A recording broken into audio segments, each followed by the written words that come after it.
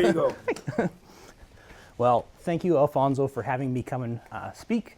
I remember seeing one of Alfonso's posts, and they were on their WealthGenius retreat. And it was late at night, and you could tell people were tired. But he was still explaining the strategies, because he wanted to make sure that his mentees understood the principles that he was teaching. So Alfonso has the ability to give you the confidence to start and grow your real estate business. So thank you for having me. I'm Bryce, and I have been born and raised in Red Deer. I've been a realtor for 16 years now. I actually bought my first house when I was 13 years old.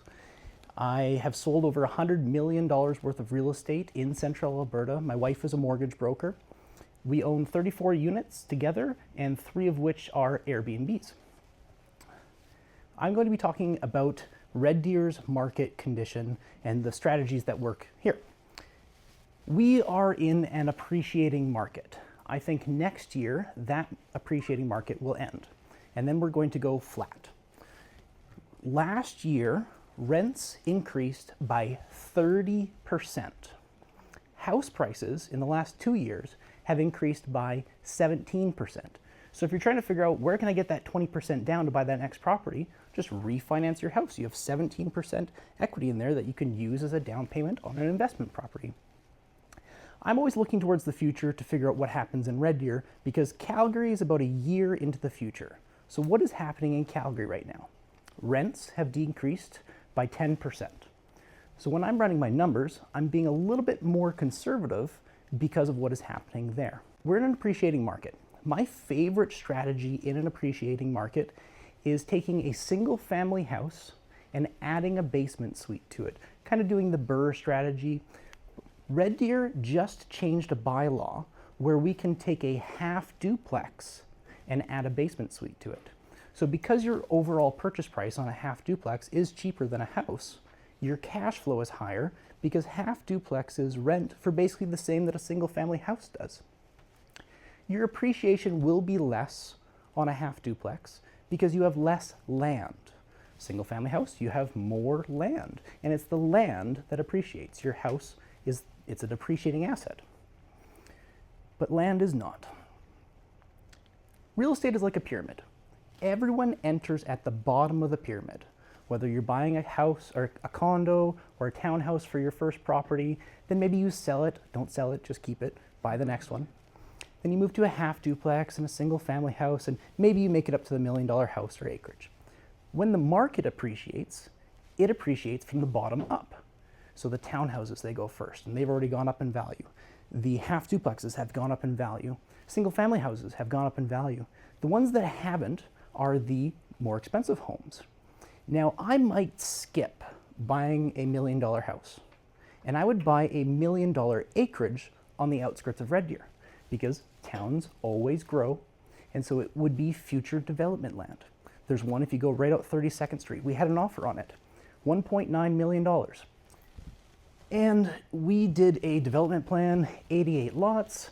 The county said yes. The city said, we're redoing our area structure plan. It's going to take about 5 years. Come back to us then. 1.9 was our offer with this developer. It's now for sale for $1.45 million. You can build 88 lots, live there, and then when you go to develop it, it's tax-free because it's your home. So if you could. Another strategy that works really well in today's market is condo deconversion. So what is a condo deconversion? If I own all of the units in a condo building, I hold a shareholder meeting and I go all in favor of collapsing this condo association and getting rid of condo fees. Since I own 100% of the building, so now there's no more condo fees. And now it goes from being worth what a condo is worth. And what is a condo worth? A condo is worth what your neighbor just sold for. And it goes from being worth what a condo is to being worth what an apartment building is.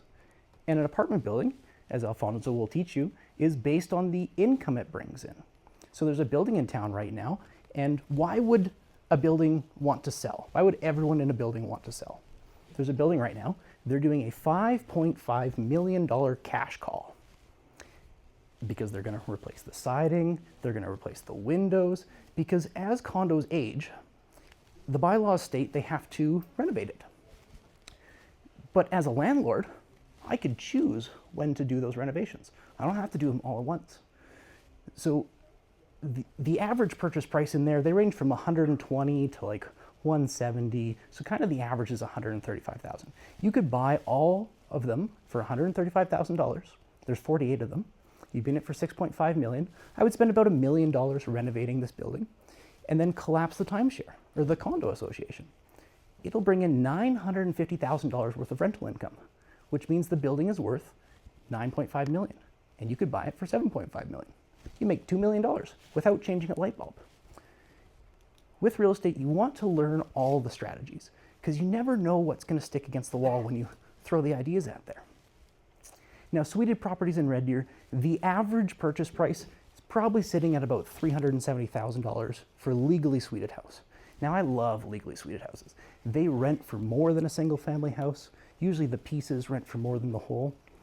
It'll cash flow about $700 per month, conservatively. It could go for more, but I always like to use conservative numbers because if you're making more money, great, you're not mad at me.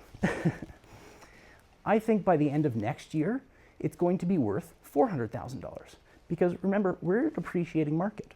And so if we look at Calgary, the average house price increased in 2025. So because we're about a year behind Calgary, we can expect that next year our house prices will still increase.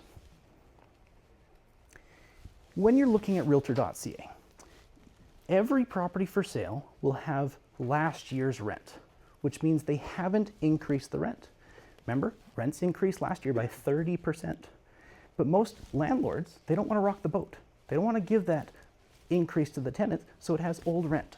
So when we're running our numbers, we need to run it at what the market rent will be. Then you might consider, well, should I do Airbnb instead of long-term rent?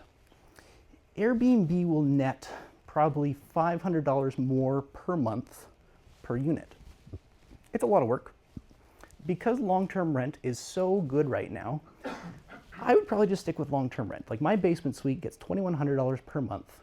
If I was renting it long-term, I would probably get $1,700 per month. So it's about a $400 bonus. It does cost $12,000 to fully furnish your basement suite. Now some months I could get $2,800 per month. So it does fluctuate, but the average is about $2,100. So I would probably stick with long-term rent because it's so great right now. Now Red Deer's kind of like this. Just, stuff happens, but we're usually looking at Calgary and Edmonton, Toronto and Vancouver. They're going crazy, and our 100-year average, if I take the last 100 years, Red Deer has appreciated at 7% per year.